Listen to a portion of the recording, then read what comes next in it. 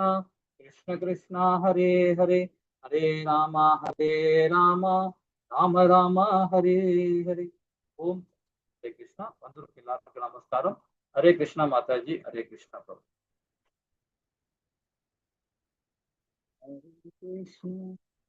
हरे कृष्ण माताजी हरे प्रभु हरे कृष्णा प्रभु हरे कृष्णा प्रभु இன்னைக்கு 8வது அத்தியாயம், அதாவது பரத்தை அடைதல், பகவான் கிருஷ்ணரை அடைதல், அதை பத்தி பார்க்க போறோம். பிரம்ம யோகம் அப்படின்னு சொல்லப்படுது. இதுல நாம 5வது ஸ்லோகம் வரைக்கும் நாம இது வரைக்கும் பார்த்திருக்கோம் இல்லைங்களா? இன்னைக்கு 6வது ஸ்லோகத்துல இருந்து பார்க்கலாம். இன்னைக்கு கொஞ்சம் பேர் வரல, இருந்தாலும் நமக்கு ரெகுலரா எடுக்கிறனால எடுப்போம். ஓகேங்களா?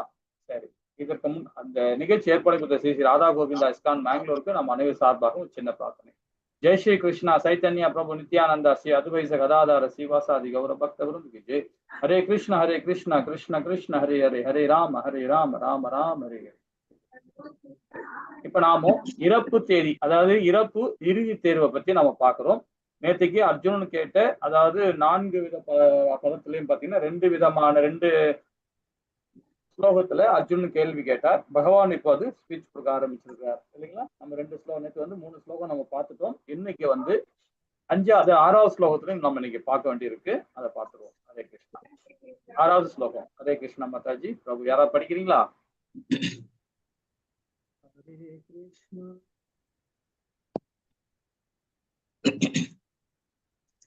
ஹரே கிருஷ்ணா பிரபுஜி. ஹரே கிருஷ்ணா மாதாஜி. 6வது ஸ்லோகம் படிக்கிறேன் பிரபுஜி.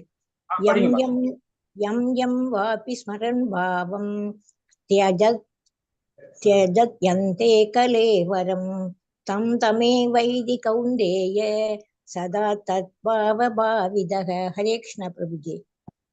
படிச்சீங்க மாதாஜி. ஹரே கிருஷ்ணா. ஹரே கிருஷ்ணா. சரி, இந்த பதத்துல இப்ப நம்ம ரொம்ப இம்பார்ட்டன்ட் இடத்துல வந்திருக்கோம். இதுல இருந்தா பகவான் வந்து ஸ்டார்ட் பண்றாங்க. அதாவது என்ன சொல்றாருன்னா, ஒருவன் தனது உடலை விடும் பொழுது எந்த நிலை எண்ணுகிறானோ ஐயமின்றி அந்த நிலையில் அவன் அடைகிறான் அப்படின்றத இந்த ஸ்லோகம் நமக்கு சொல்லிக் கொடுக்குது இல்லைங்களா? இப்போ நம்ம இந்த இடத்துல இது சொல்ல வேண்டிய என்னன்னு பாத்தீங்கன்னா, நம்ம சீல பிரபுபாதா, நம்ம ராமானுஜ ஆச்சாரியார், மத்வாச்சாரியார், அப்புறம் வந்து பாத்தீங்கன்னா நம்ம விஷ்ணு சுவாமிகள். சோ இந்த 4 பேர் ஆச்சாரிகளும் சரி, சங்கராச்சாரியர்களும் சரி, இறக்கும் தருவாயிலே யார் பகவான நினைக்கிறாங்களோ, செயல்படணும்னு அவசியம் இல்லை, நினைச்சாவே போதும் முக்தி இல்லைங்களா? ஸ்ரீமத் பாகவதம் அதான் சொல்லப்பட்டது. அதே மாதிரி பாத்தீங்கன்னா உபநேசங்கள் 108 உபநேசங்கள்ல பாத்தீங்கன்னா இப்ப நம்ம நடைமுறையில உள்ள 10 உபநேசங்களையும் அதான் சொல்லப்பட்டிருக்காங்க. முகுந்தமாலால பாத்தீங்கன்னா, முகுந்தமாலால நம்ம குலசேகர ஆழ்வார் வந்து ரொம்ப அழகா அவர் சொல்லியிருக்காரு. அதே மாதிரி பாத்தீங்கன்னா நம்மளுடைய, அதாவது பெரிய ஆழ்வாரும் இதை பத்தி விளக்கம் கொடுத்துருக்கிறார். அதே மாதிரி நம்ம வந்து ஸ்ரீமத் பாகவத்துல ஸ்டோரி மூலியமா, நேத்தோட ஒரு பிரபுஜி ரொம்ப அழகா சொன்னாங்க. அதாவது பாத்தீங்கன்னா அஜிம்லான் ஸ்டோரி பத்தி சொன்னாங்க இல்லைங்களா? அஜிம்லான் ஸ்டோரி. சரி, அப்போ ஒருவன் தனது உடலை விடும் பொழுது எந்த நிலையில் எண்ணுகிறானோ ஐயமின்றி அந்த நிலையில் அவன் அடைகிறான் அப்படின்னு சொல்லப்படுது. இப்போ ஜடபரதர் கதை வந்து நமக்கு நிறைய பேருக்கு தெரியும். ஜடபரதர் இதுவும் ஸ்ரீமத் பாகவத்துல 6வது காண்டத்திலையும் 9வது காண்டத்திலையும் சொல்லப்பட்டிருக்காங்க இவருடைய ஸ்டோரிய. இப்ப ஜடபரதர் பாத்தீங்கன்னா தன்னுடைய, அவர் வந்து ஒரு சத்திரியன். அஜிம்லான் வந்து பாத்தீங்கன்னா அவர் வந்து ஒரு பிராமணன், இவர் வந்து ஒரு சத்திரியன். ஆனா சத்திரோட கடமையை ரொம்ப அழகா அவரு சிறப்பா 50 வயசு வரைக்கும் சிறப்பா ஆட்சி ஆடினார். ஒரு நல்ல கிரகசனாவும் இருந்தார், ஒரு நாட்டுக்கு சக்கரவர்த்தியாகவும் இருந்தார். இருந்து அது கடைசியில என்ன பண்ணாருன்னா வனவாசம் போறார்.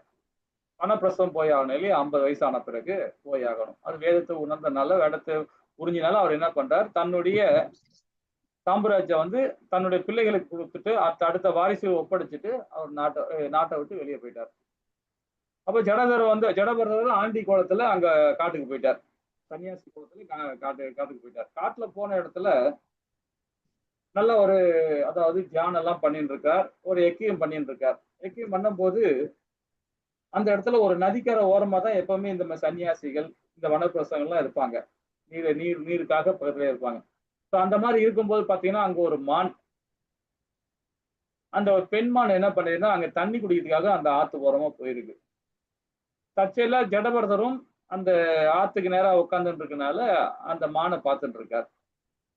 பார்க்கும்போது அந்த மான் என்ன பண்ணுது, தண்ணி குடிச்சிட்டு இருக்கும்போது ஒரு சிங்கம் ஒரு பெரிய விலங்கு வந்து கர்ஜிது, பயங்கர சவுண்டு கொடுக்குது. சவுண்டு கொடுத்த உடனே அவர் என்ன பண்ண, அந்த மான் என்ன பண்ணுச்சு, அந்த சவுண்டு வந்த உடனே அப்படி துள்ளி குதிச்சுது. துள்ளி குதிக்கும் போது பாத்தீங்கன்னா அந்த மான் வந்து குதிக்கும் போதே அந்த சவுண்ட் வரும்போதே ஆட்டோமேட்டிக்கா வயிற்றுல இருக்கிற குட்டி வந்து வெளியே விழுந்துச்சு. அந்த அந்த சவுண்ட் இறைச்சல்ல குட்டி விழுந்து, அது இல்லாம இந்த மான் ஒரு ஜம்ப் பண்ணதுனால இந்த ஃபோர்ஸ்ல வந்து குட்டி வெளியே விழுந்துச்சு. அதே மாதிரி பாத்தீங்கன்னா இந்த தாய்மான் என்ன பண்ணுச்சு, தண்ணியில மாட்டிச்சு. தண்ணியில மாட்டி அந்த ஆத்தோட அடிச்சுன்னு போகுது. இதெல்லாம் ஜடபரதர் பாத்துக்கிட்டே இருக்காரு. இந்த குட்டி என்ன பண்ணுதுன்னா தரையில விழுந்து கிடக்கு. அப்போ அவர் என்ன பயப்படுறாருன்னா, இங்க பெரிய பெரிய விலங்குலாம் இருக்கு இல்லையா, அந்த குட்டி மானை அடிச்சு சாப்பிட போகுதுன்னு சொல்லிட்டு அவரை போய் அதை போய் காப்பாத்துறாரு. அந்த மானை காப்பாத்துறாரு. குட்டி மானை காப்பாத்தி அதை மேல உள்ள அந்த இதெல்லாம் அழுக்கெல்லாம் கிளீன் பண்ணிட்டு அதை வந்து அவருக்கு அதுக்கு தேவையான ஆகாரம் எல்லாம் கொடுக்குறாரு. ஆனா அந்த மான் என்ன நினைதுன்னா, இது தன்னுடைய தாய் தான் நினைச்சுக்கிட்டு ஜடபரதரை அவரே சுத்தி சுத்தி வருது. ஒரு ஸ்டேஜில் அப்போ அது விலகணும் பாக்குறாரு. ஆனாலும் அது அந்த குட்டி மான் வந்து விடமாட்டேன், அவர் சுத்தி சுத்தி வந்துட்டே இருக்கு. இப்படியே 4 தடவை அது கூடவே, அதுவும் இவர் கூடவே இருக்கனால அதே 2 பேருமே ரொம்ப அந்த மான் மேல ரொம்ப அதிகமா பற்று ஆயிடுச்சு அவருக்கு. பற்று ஆன பிறகு ஒரு ஸ்டேஜ் வந்துச்சு அவருக்கு. அவர் இறக்கும் தருவாயில அவருடைய இந்த உலகத்தை விட்டு போற நேரம் வந்துச்சு அவருக்கு. அப்போ ஒரு ஒரு ஒரு பாறை மலை மேல போயிருக்கும் போது அந்த பாறை விழுந்து ஸ்லிப் ஆகி கீழே விழுந்துட்டார். ஒரு ஒரு நதிக்கரை ஓரமா, ஒரு நதின்னு சொல்ல முடியாது, ஒரு நீரூற்று மாதிரி இருக்கும். அந்த நீரூற்று பக்கத்துல விழுந்துட்டார். விழுந்துட்டோன்னா மண்டையில அடிபட்டுடுச்சு, உடம்புல ஃபுல்லா அடி. பார்த்தார், இனி நம்ம அவ்வளவுதான், உயிர் போகுது அப்படின்னு நினைச்சுக்கிட்டு என்ன பண்ணாரு, அந்த நேரத்துல அந்த மானை தான் அவர் நினைச்சார். அந்த மானை என்ன நினைக்கிறாருன்னா, நம்ம இறக்குறோம், இந்த மான் தனியா இருக்கு, அது யாரு காப்பாத்துவா, அதுக்கு யாரு ஆகாரம் கொடுப்பா, அது எப்படி வளர்க்கறது, எப்படி வளரும், அது இந்த மாதிரி எல்லாம் அதையே நினைச்சுக்கிட்டே அப்படியே உயிர் விட்டார். ஆக்சுவலா ஒரு சன்னியாசியா இருக்கிறவன், ஒரு வனப்பிரச வாழ்க்கை வாழறவன், ஒரு கிரகஸ்தனா இருக்கிறவன், ஒரு பிரம்மச்சாரியா இருக்கிறவன், எந்த நம்பிக்கையில அவங்க வந்து இந்த வனப்பிரச வாழ்க்கை வாழ வராங்க, பிரம்மச்சாரி வாழ்க்கை ஏன் வாழறாங்க, அதே மாதிரி ஒரு வனப்பிரச வாழ்க்கை ஏன் வாழறாங்க, ஒரு சன்னியாசி வாழ்க்கை ஏன் வாழறாங்க, இது யாராவது விளக்க முடியுமா? ஹரே கிருஷ்ணா பிரபுஜி. ஹரே கிருஷ்ணா மாதாஜி, சொல்லுங்க மாதாஜி. பிரபுஜி, சன்னியாசி அதாவது இந்த பௌதிக பந்தத்துல இருந்து விடுபடுறதுக்காகத்தான் அவங்க வந்து சன்னியாச வாழ்க்கையே இது பண்றாங்க. பற்று இல்லாம எந்த ஒரு புலனின்பத்திற்கோ அடிமையாகாம பௌதிக ஆசையிலிருந்து விடுபட்டு அவங்க வந்து பகவானை நினைச்சு அந்த முக்தி அடையிறதுக்காகத்தான் சன்னியாச வாழ்க்கை வாழ்றாங்க. ஒரு சத்திரியனும் தன்னுடைய கடமை 50 வயசுக்குள்ள முடிச்சுட்டு அவங்க வந்து வனப்பிரஸ்தம் போறாங்கன்னா பகவானுடைய நினைவில் வாழ்ந்து அவருக்கு இது யாக வளர்த்து பகவானை நினைச்சு முக்தி அடைவதற்காக தான். அந்த பரதருக்கு வந்து பரத மகாராஜாவுக்கு மான் மேல வந்து ஒரு பற்று வந்ததுனால, பற்றுன்னா மானுக்கு வந்து வேற கதியே இல்லை, இவர் எடுத்து வளர்க்கலைன்னா அந்த மான் என்ன ஆகுமோ இல்லையா. அது அப்படிங்கிற ஒரு இரக்க உணர்ச்சியினால அந்த மானை எடுத்து வளர்த்தாரு.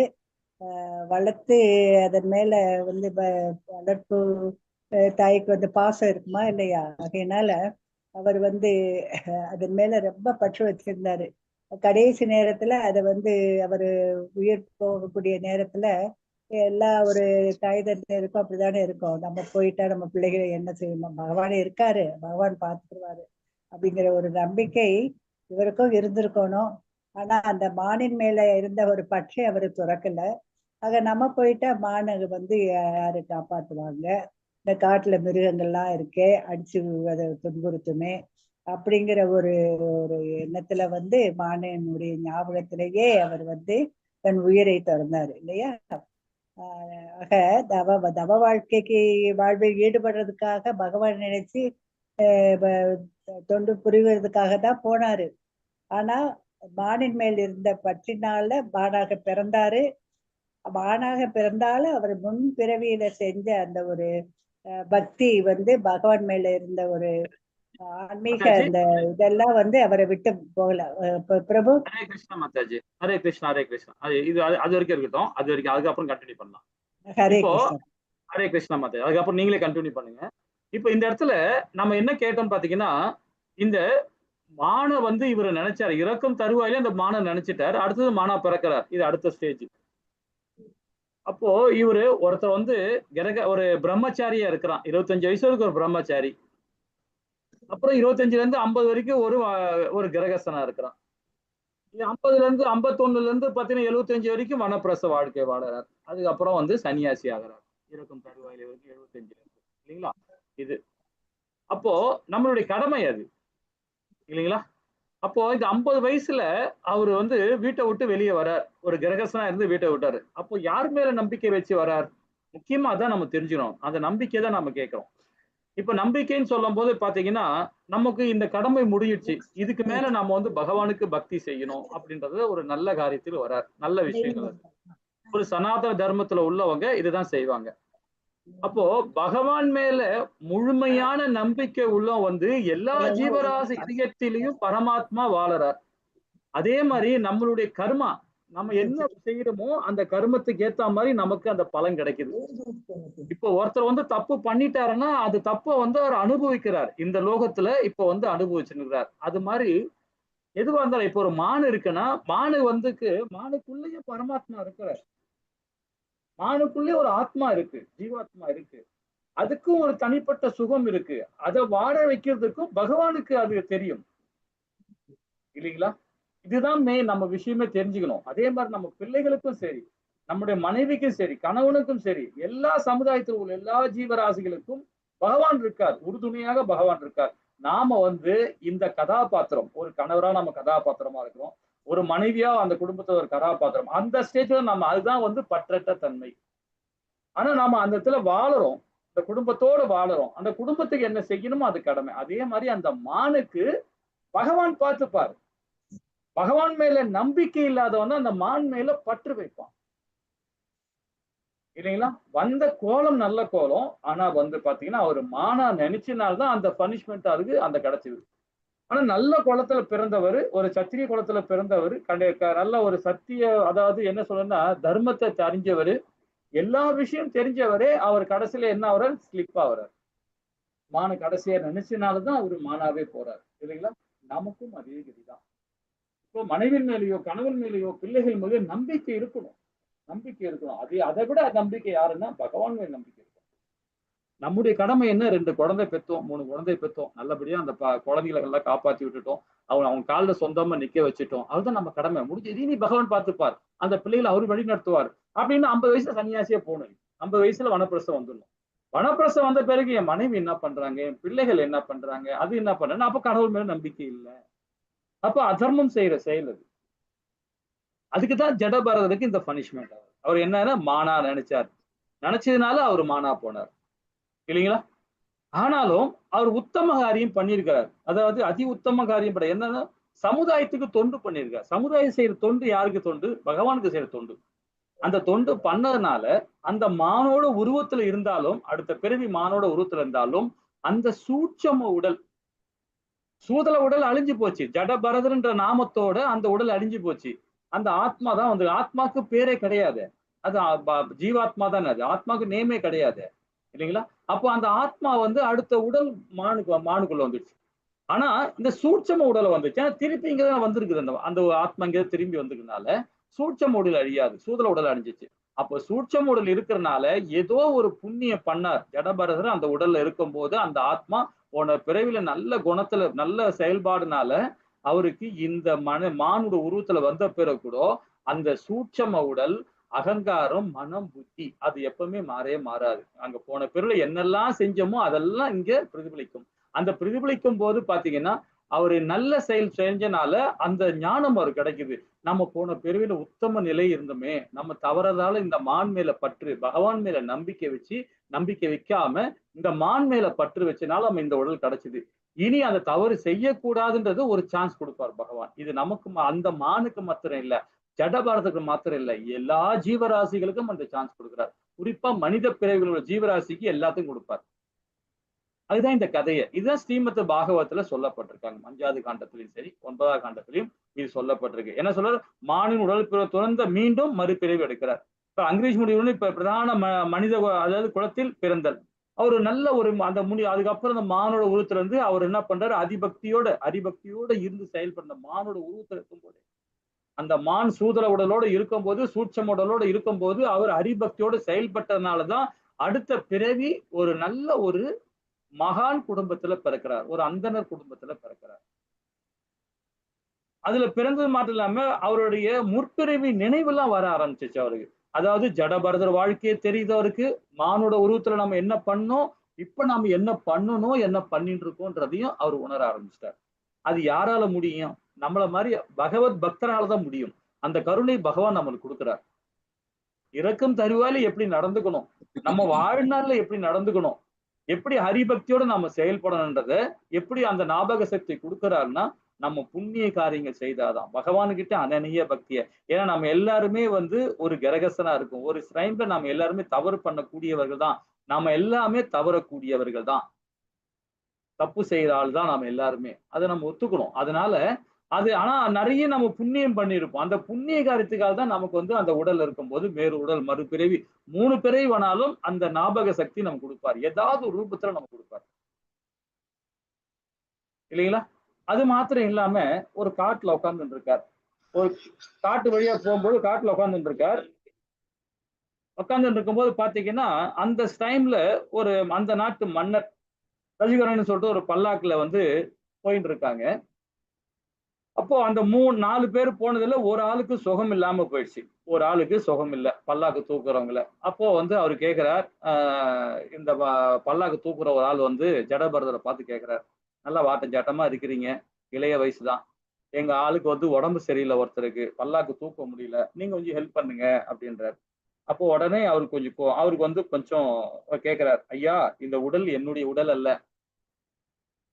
இது என்னுடைய உடல் கிடையாது, உடலுக்குள்ள ஆத்மா இருக்கத்தியா அந்த உயிர், அதுதான் நான். ஓகேங்களா? அப்படின்னு சொன்ன உடனே அவங்களுக்கு புரியல. யாருக்கு? இந்த பல்லாக்கு தூக்குறவங்களுக்கு பாத்தீங்கன்னா அந்த ஸ்டேஜ் தான், அவ்வளவுதான் ஸ்டேஜ். அவங்களுக்கு அவ்வளவுதான் அந்த ஞானம் இருக்கும். அந்த ஞானத்துக்கு தகுந்த ஐயா நீ இல்லைன்னா பரவாயில்ல, ஆனா இப்போ ஒரு ஆள் இல்ல, அதனால இந்த மன்னர் பாத்தீங்கன்னா இந்த நாட்டு சக்கரவர்த்தி அவர் கொண்டு போய் கண்டிப்பா ஊர்ல போய் சேர்க்கணும், அது எங்களுடைய கடமை, எங்களுக்கு ஒரு உதவிதான் பண்ண கேட்கிறேன் அப்படின்னு. சரி, ஓகே, அவர் ஏத்துக்கிறார். இந்த உடல் என்னுடைய உடல் இல்ல, ஆனா இந்த உடல் வாட்ட ஜாட்டமா இருக்கு, நல்ல ஒரு இதா இருக்கு, பலசாலியா இருக்குன்னு நினைக்கிறீங்க, இருந்தாலும் சரி நீங்க கேட்டதுனால நான் செய்கிறேன், ஹெல்ப் பண்றேன் அப்படின்னு சொல்லிட்டு அவர் என்ன பண்றாரு, ஜடபரதர் தூக்கி நடக்கிறார். அப்போ நடக்க போகும்போது, நடந்த சைட்ல போகும்போது பாத்தீங்கன்னா இந்த பூச்சிகள்லாம், ஏன்னா ஆத்ம தத்துவத்தை உணர்ந்தவன். இப்ப நம்ம எல்லாம் பகவத்கீதை படிக்க ஆரம்பிச்சு நம்ம வீட்டுல நம்ம என்ன பண்ணுவோம், ஒரு கப்பாம்பூச்சி போனாலும் சரி, எறும்பு போனாலும் கொல்ல மாட்டோம். ஏன்னா கீதையை படிச்சவன. கீதையை படிக்கும் போது எறும்புக்குள்ளேயே பரமாத்மா இருப்பார், இல்லைங்களா? கரப்பாம்பூ பரமாத்மா இருக்கு. எந்த பூச்சி வந்தாலும் நம்ம கொல்ல மாட்டோம். அது ஏதாவது பண்ணி தூக்கி வெளியதான் போட பார்ப்போம், கொல்ல மாட்டோம். ஒரு எலி வீட்டுல வந்தாலும் நம்ம என்ன பண்ணுவோம், அந்த எலிக்குள்ள விஷயம் என்னமோ அதை பார்த்துட்டு அதை அனுப்பிச்சு விட்டுருவோம். ஒரு நிமிஷம்.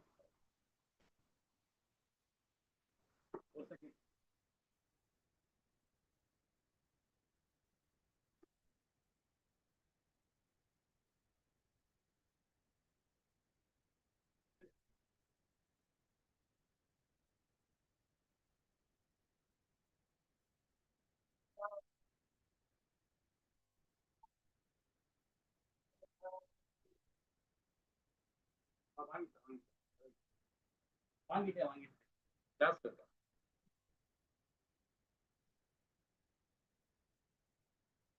ஹரே கிருஷ்ணா. சின்ன ஒரு சரி.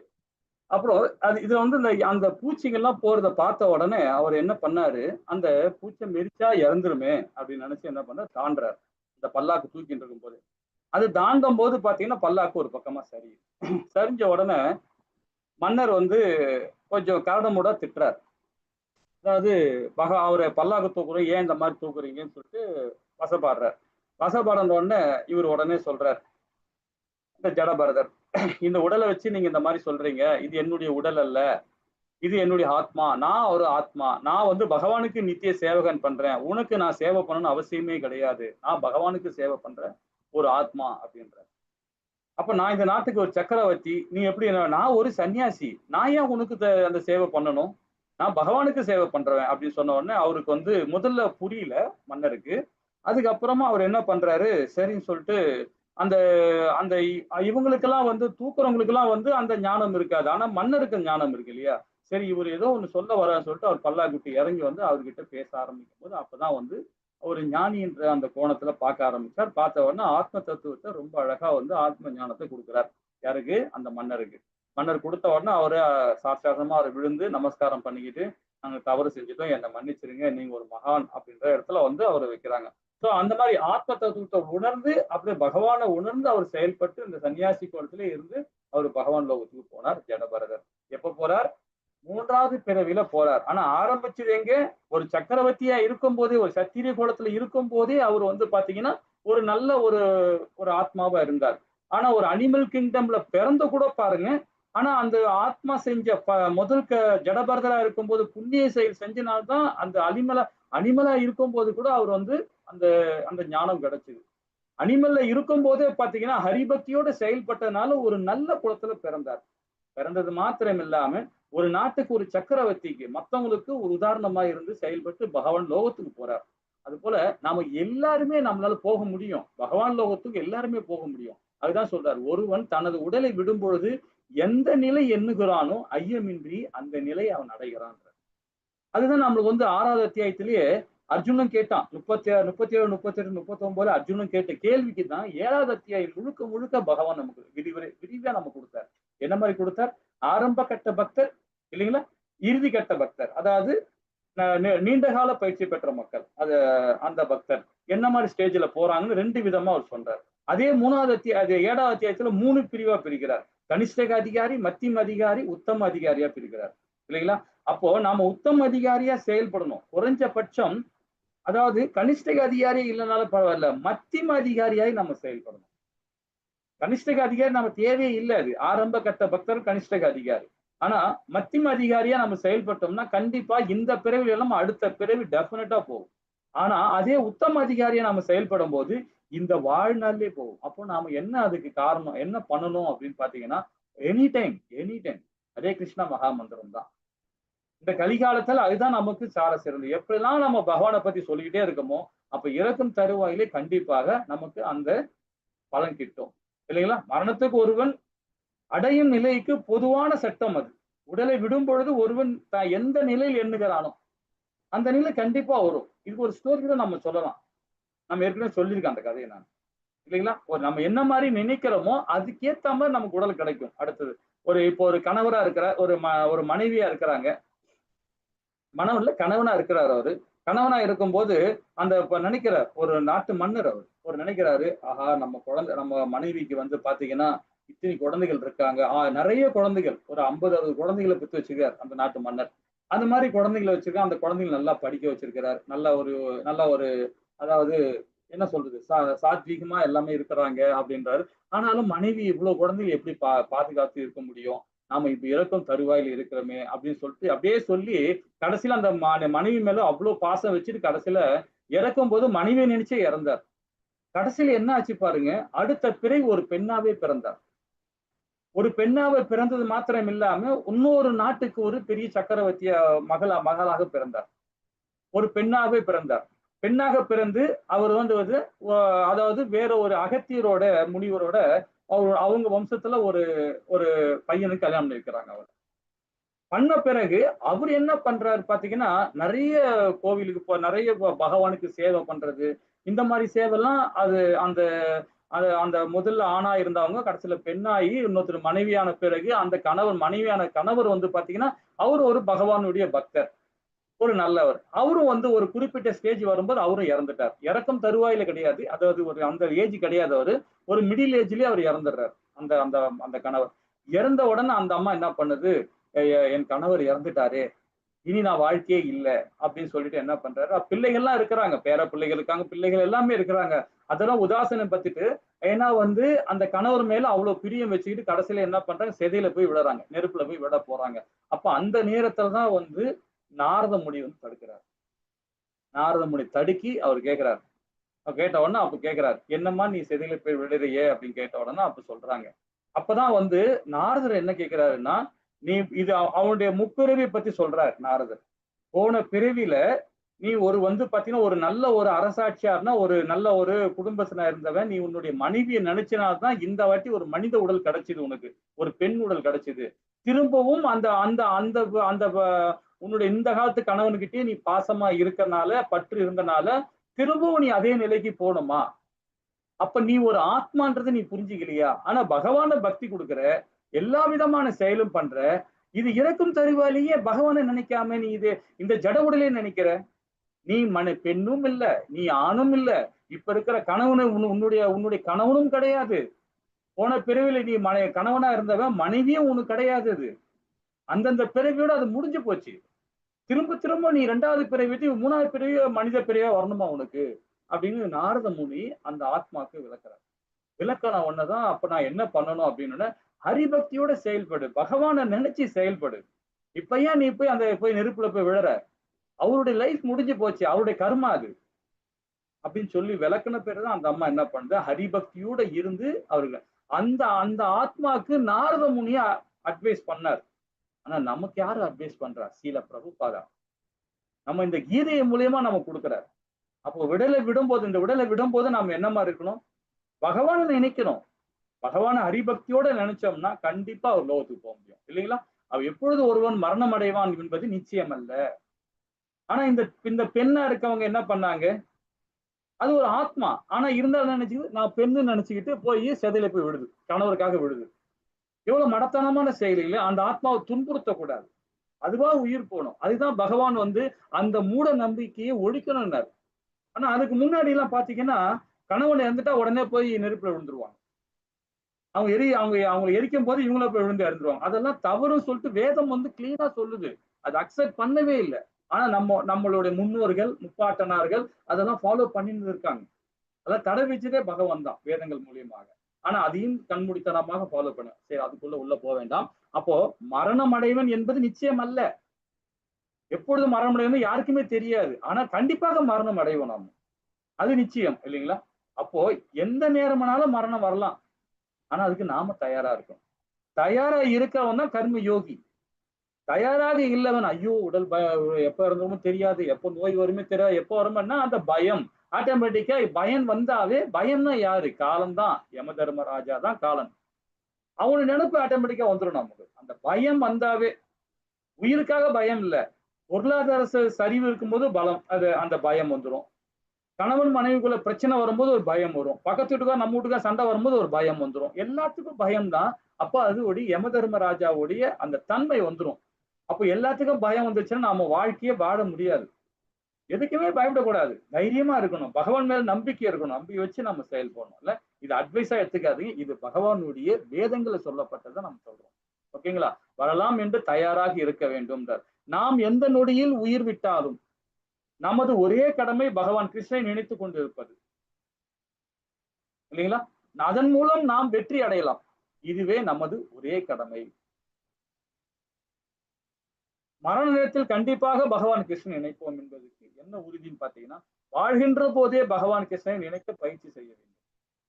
சதா நேரமே உட்கார்ந்தாலும் எழுந்தாலும் நின்னாலும் போனாலும் வந்தாலும் சரி ஹரே கிருஷ்ணா தான், பகவான் நாமத்தை தான் சொல்லணும் இல்லைங்களா? ஹரே கிருஷ்ணா. சரி, இந்த கதையை பார்த்துட்டோம். இனி 7வது ஸ்லோகத்துல என்ன சொல்ல வராங்க பாப்போமா? ஹரே கிருஷ்ணா மாதாஜி பிரபு. ஹரே கிருஷ்ணா பிரபு. ஹரே கிருஷ்ணா. பதம் 7. தஸ்மாத் சர்வேஷு காலேஷு மாமனுஸ்மரயுத்ய ச மய்யர்பித மனோபுத்திர் மாமே வைஷ்யஸ்ய சம்சயஹ. ஹரே கிருஷ்ணா. ஹரே கிருஷ்ணா மாதாஜி. எனவே அர்ஜுனா, என்ன அதாவது கிருஷ்ணர் உருவில் எப்பொழுதும் எண்ணிக்கொண்டு, அதே சமயம் உனக்கு விதிக்கப்பட்ட கடமையான போரிடுதலையோ செய்வாயாக. உன்னுடைய செயல்களை எனக்கு அர்ப்பணித்து உன்னுடைய மனதை புத்தியும் என்னில் நிலைநிறுத்துவதன் மூலம் நீ என்னை அடைவா என்பது ஐயம் இல்லை என்றார். இப்போ இதோட சாராம்சம் பாருங்க.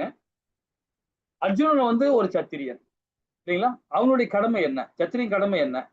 மக்களுக்கு தொண்டு செய்யறது, நல்ல லா அண்ட் ஆர்டர், அதாவது சட்டம் போடுறது. அதாவது வேத சட்டங்களும் அதாவது பௌதிக சட்டமும் ஒன்னா இருக்கணும். பௌதிக சட்டம் ஒண்ணு இருக்கணும், வேத சட்டங்கள் அது இருக்கணும். ஆனா அந்த காலத்துல பாத்தீங்கன்னா வேத சட்டமும் பௌதிக சட்டமும் ஒன்னாதான் இருக்கும். வேத சட்டத்தை சார்ந்துதான் இந்த பௌதிக சட்டமும் இருக்கும். ஆனா இப்ப வந்து பாத்தீங்கன்னா வேத சட்டத்துக்கு எதிர்மறையானதான் இப்ப பௌதிக சட்டம் நம்ம ஊர்ல இருக்கு. நம்ம அகண்ட பாரத தேசத்துல ஸ்டேட்டுக்கு ஒரு சட்டம், சென்ட்ரலுக்கு ஒரு சட்டம்ன்ற மாதிரி இப்போ பண்ணிட்டு இருக்காங்க. அதுல இலை ஓட்டக்குதா, அதுல தப்பிச்சு போலாமா அப்படின்னு பார்த்துட்டு இருக்காங்க இல்லைங்களா. அந்த காலத்துல பாத்தீங்கன்னா வேத சட்டம் வந்து வேத சட்டத்தை வச்சுதான் பேஸ் பண்ணி தான் பௌதிக சட்டமும் இருக்கும். அப்பதான் வந்து அந்த வாழ்வியல் கரெக்டா வந்து சனாதன வாழ்வியல். இப்போ வந்து அதுக்கு நேர்மறையா இருக்கு, அதுக்குள்ள போக வேண்டாம். சரி, இப்போ அது மாதிரி ஒரு மன்னர் வந்து என்ன பண்ணும், ஒரு சட்டத்தை ஏற்றி அந்த மக்களை அதுக்குள்ள வாழ வைக்கணும். அவங்களுக்கு எல்லா விதமான சுகாதாரம் கொடுக்கணும். அவங்களுக்கு கல்வியல், அதாவது உளவியல் விஷயமா இருந்தாலும் சரி, கல்வியல் விஷயமா இருந்தாலும் சரி, வாழ்வியல் விஷயமா எல்லா விஷயத்திலுமே அவரு சத்திரியன் தன்னுடைய கடமையை செய்யணும். அவனுக்கு அர்ஜுனுக்கு விதிக்கப்பட்ட கடமை கண்டிப்பா செய்யணும் இல்லைங்களா. ஒரு சத்திரியனுக்குள்ள கடமை அது. அதே மாதிரி அந்த கடமையை அவன் சரிவர பண்ணி அதுல வந்து இறந்தாலும் சொர்க்கம் அவனுக்கு. நம்ம முதல்ல அத்தியாயமே பார்த்தோம். அதே வந்து அந்த ராஜ்யம் கிடைச்சுன்னா அவன் என்ன பண்ணுவான்னா பகவானை மையப்படுத்தி அவன் ராஜ்யம் கொடுக்க போறான், அவனுக்கு ராஜ்யம் ஆள போறான் இல்லைங்களா. அப்ப அந்த மாதிரி நம்ம செய்யும் போது அதுல ஏதாவது தவறு வந்துனால் உன்னுடைய கடமையை செய்யும் போது நீ தவறு செஞ்சாலும் சரி, அந்த தவறு அந்த அந்த அதுக்குள்ள அந்த பாவத்தை நான் எடுத்துக்கிறேன்னு தான் பகவான் சொல்றாரு. என்ன சொல்றாரு பாருங்க, விதிக்கப்பட்ட கடமை பொழுதும் செய்வாயாக, உன்னுடைய செயல்கள் எனக்கு அர்ப்பணித்து உன்னுடைய மனதையும் புத்தியும் என்னை நினைவுறுத்துவதன் மூலம் நீ என்னை வந்து கண்டிப்பாய் அடைவாய் என்பது ஐயமில்லை என்றார். இதுல சில பிரபுபாதாவுடைய விளக்கம் என்ன சொல்றாரு பாத்தீங்கன்னா, உங்களுடைய கடமையை நீங்க சரிவர கரெக்டா பண்ணுங்க, பகவானை மையப்படுத்தி உங்க செயலை பண்ணுங்க, நீங்க என்ன வர்ணத்துல இருக்கீங்களோ அந்த வர்ணத்துக்கு தகுந்த மாதிரி செய்யுங்க அப்படின்றாரு. அதுல அதுல வந்து லாபமோ நஷ்டமோ நீங்க பார்க்காதீங்க. அதுல வந்து துன்பம் வந்தா கூட சரி, அது நீங்க பாவமே பண்ணாலும் அந்த பாவத்தை பகவான் எடுத்துக்கிறார். அப்படிதான் தன்னுடைய கடமையா நீங்க செய்யுங்க அப்படின்றத ரொம்ப அழகா வந்து ஸ்ரீல பிரபுபாதா இந்த ஸ்லோகம் மூலியமா நம்ம இன்னும் விரிவா கொடுக்குறாரு. என்னோட பாப்போமா, கிருஷ்ணர் எப்படி நினைவு கொள்வது அப்படின்னு பாத்தீங்கன்னா 3 விதமான செயல்பாடு. பகவான் கிருஷ்ணரை மனதால், இப்ப பகவான் கிருஷ்ணன் மனதால் நினைக்கிறோம்னா என்ன பண்ணுவோம் நாமோ, ஹரே கிருஷ்ண மகாமந்திரம் எப்பவுமே அவருடைய ரூபம், அதாவது அவருடைய உருவம், அவருடைய விக்கிரகம் அதை நினைச்சு நாம ஹரிபக்தியோட பகவான் நாமத்தை சொல்லுவோம். இன்னொன்னு பாத்தீங்கன்னா அவருடைய லீலைகள், அவருடைய ரூபத்தையும் அவருடைய லீலைகளையும் அவருடைய குண அதிசயம் குணம், அவருடைய குணத்தை வச்சு நாம பகவான் ஹரிபக்தியோட நாம தியானம் பண்ணும்போது மனதால பண்ணும்போது பாத்தீங்கன்னா கண்டிப்பாக அவர் லோகத்துக்கு போகும். அங்கிருந்து செதறாது. இப்ப நீங்க வீட்டுல டிவி பார்த்துட்டு இருப்பீங்க, ரேடியோ ஓடிட்டு இருக்கும், யாராவது பேசிட்டு இருப்பாங்க, அந்த உட்காந்துட்டு நீங்க ஹரே கிருஷ்ண மகாமந்திரம் சொல்லுவீங்களா, உங்களுக்கு டிஸ்டர்ப் பண்ற மாதிரி இருக்கும். ஏன்னா அவங்க சுத்தி எல்லாருமே வந்து உட்காந்துட்டு இருக்காங்க, ஏதோ பேசிட்டு இருக்காங்க, ஆனா மனது வந்து அங்க போகும், காது அங்கதான் போகும். அப்ப நீங்க என்ன பண்ணலாம்னீங்கன்னா, அதே எல்லா ஜனமும் உட்காந்துட்டு இருக்கும் போது நீங்க ஹரிபக்தியோட டிவி சவுண்ட் இந்த சவுண்ட் அது செஞ்சு பகவான் நினைச்சு உட்காந்துக்கிட்டே நீங்க அவருடைய விக்கிரகம், அவருடைய ரூபம், அவருடைய குணம், அவருடைய லீலை அதை மனசுல உள்வாங்கி நீங்க செயல்பட ஆரம்பிச்சுன்னு உங்களை பக்கத்துல யாரு கூட தெரியாது, பகவான் உங்களுக்கு ஏத்தாப்புல உட்கார்ந்து இருக்க மாதிரி ஒரு ஃபீல் ஆகும். அது நீங்க அந்த கற்பனை இல்லை, அது உண்மையாலே நீங்க நினைச்சாவே போதும், நினைச்சு ஹரிபக்தியோட பகவானை சொன்னா போதும், கண்டிப்பாக நம்ம முக்தி தான் இல்லைங்களா. அதுதான் நம்மளுடைய, அதாவது இதை பத்தி எல்லாம் படிக்கலாம் 13ஆம் அத்தியாயம் 12ஆம் அத்தியாயம் அதுல வரும், அது ஸ்டோரியோட வரும். அது வில்வமங்கல் தாகூர் இருக்கார், அதாவது விஷ்ணுசாமி மூலியமாக அவருடைய சீட பரம்பரையில வரவர் வந்து பாத்தீங்கன்னா வில்வமங்கல் தாகூர். அவருடைய ஸ்டோரி ரொம்ப அற்புதமா இருக்கு இல்லைங்களா. அதெல்லாம் பின்னாடி படிக்கலாம். விதிக்கப்பட்ட கடமையை செய்து பகவான் கிருஷ்ணருக்கு அர்ப்பணம் செய்து அப்படின்னா, இப்ப நம்ம சத்திரனா பிறந்துக்கலாம், சூத்திரனா பிறந்துக்கலாம், வைசியனா பிறந்துக்கலாம், பிராமணா பிறந்துக்கலாம், நீ என்ன குலத்துல வேணா பிறந்துக்கலாம், ஒன்றும் பிரச்சனை இல்லை. நீங்க என்ன செயல் செய்யறீங்களோ அதுதான் உங்களுடைய வர்ணம். அந்த செயலுக்கு தகுந்த மாதிரி நீங்களுடைய வர்ணத்தை தீர்மானிக்கிறீங்க. அந்த தீர்மானிச்சு அதுக்குள்ள கடமையை நீங்க செய்யணும், அதுக்குள்ள கட்டுப்பாடு நீங்க செய்யணும் இல்லைங்களா. அது எதாவது செய்யணும், உடலால செய்யணும். மனதால செய்யும் போது அவருடைய ரூபத்தையும் குணத்தையும் அவருடைய விக்கிரகத்தையும் நினைச்சு நம்ம மனதால தியானம் பண்ணணும். ஆனா நம்ம செய்ய வேண்டிய செயல் உடலால செய்யறோம். உடலால என்ன உடல் இப்படி பாத்தீங்கன்னா நம்ம என்ன மாதிரி வர்ணத்துல இருக்கிறோம், அந்த வர்ணத்துக்கு தகுந்த மாதிரி கடமை என்ன, அந்த கடமைக்கு தகுந்த கட்டுப்பாடு என்ன, அதை நம்ம உடலால செய்யணும். புத்தியால நம்ம ஞானத்தால எதை செய்யணும், மனதையும் புத்தியும் என்னை நிலைநிறுத்தி அப்படின்றார். அப்போ மனதை ஆல்ரெடி நீங்க பகவான் நினைச்சு விக்கிரகம் பத்தியும் குணமும் லீலையும் பத்தி நீங்க செய்யும் போது இல்லைங்களா, அப்போ புத்தி என்ன ஆகும் பாருங்க, புத்தி ஆட்டோமேட்டிக்கா கண்ட்ரோல் ஆகும். புத்தி எப்படி வரும், ஞானத்தால. பௌதிகமான விஷயங்களை விட்டு தவிர்த்துட்டு ஸ்ரீமத் பாகவதம், ஸ்ரீமத் பகவத்கீதை, 108 உபநேசங்கள், புராணங்கள் இதை படிக்க படிக்க என்ன ஆகும் பாருங்க, பகவான் நினைச்சுக்கிட்டே இருப்போம். ஆல்ரெடி மனது உங்களுக்கு சரண்டர், புத்தியும் சரண்டர். அப்ப என்ன ஆகும் பாருங்க, நீங்க நம்ம நிலை என்ன இருக்கும் பாருங்க, பகவானோட லோகம் தான். இந்த வாழ்நாளே நமக்கு முக்தி கிடைக்கும் இல்லைங்களா. அப்ப ஹரிபக்தியோட பகவான் கிருஷ்ணரை வழிமுறையை வெளியிட்டு இலக்கை அடைவோம் என்று உறுதி அளிக்கிறார் பகவான். இதுல 18வது தான் அதிகமா அவர் முடிவுரை கொடுக்கிறார். ஆனா இதுல பாருங்க 7லயும் முடிவுரை கொடுக்கிறார், 6லயும் முடிவுரை கொடுக்கிறார், 8லயும் கொடுக்கிறார், 9லயும் கொடுக்க போறார். 10ல வந்து பாத்தீங்கன்னா விபூதி யோகத்துல என்ன சொல்றாரு பாத்தீங்கன்னா 19வது ஸ்லோகத்துல இருந்து 42வது ஸ்லோகத்து வரைக்கும் அவருடைய விபூதி யோகத்தை சொல்லிட்டு இதெல்லாம் ஒரு சின்ன ஒரு கடுகுதான் அப்படின்றார். அவ்வளவு ஸ்லோகத்துல நிறைய சாராம்சம் குத்துறாரு. இங்கெல்லாம் நான் இருக்கிறேன், இதெல்லாம் நான், இதெல்லாம் நான், இதெல்லாம் நான் சொல்றாரு. சொல்லிட்டு என்ன சொல்றாரு, இது இல்லாம இருக்கிறதுலே வந்து அது எல்லாத்திலையும் விட இது ஒரு சின்ன ஒரு கடுகுதான் அப்படின்றாரு. நான் சொன்னது ஒரு கடுகுதான், இதுக்கு மேல இன்னும் நிறைய இருக்குன்றார். இல்லைங்களா? ஹரே கிருஷ்ணா. அதை பத்தி விரிவா நாமும் அந்த விராட் ரூபத்தை வரும்போது பார்க்கலாம், 9வது அத்தியாயத்திலே வரும்போது பார்க்கலாம், 10வது அத்தியாயிலும் விபூதி யோகத்திலையும் பார்க்கலாம். ஹரே கிருஷ்ணா மாதாஜி. 8வது பதம். हरे कृष्णा प्रभु, हरे कृष्णा प्रभु। हरे कृष्ण, हरे कृष्ण। अभ्यास योग युक्तेन चेदसा नान्यकामिनां परमं पुरुषं दिव्यं याजिपातानुचिन्तयन्। हरे कृष्ण प्रभु जी। ஹரே கிருஷ்ணா. இப்ப இதுல பாருங்க, பரமபுருஷ பகவான் என்னை தியானித்து எப்பொழுதும் எனது மனதை தனது மனதை நினைப்பதில் ஈடுபடுத்தி இவ்வழியிலிருந்து சற்றும் பிழையாத பயிற்சி செய்வன் பார்த்தனே நிச்சயமாக என்னை அடைகிறான். இப்போ 7வது ஸ்லோகத்திலையும் 6வது ஸ்லோகத்திலும் நம்ம என்ன பார்த்தோம்? ஜடபரதர் அவரோட லைஃபை பார்த்தோம் இல்லைங்களா? இந்த இடத்துல நேத்து ஒரு பிரபுஜி சொன்னாங்க, அஜிம்லான் ஸ்டோரி பத்தி சொன்னாங்க.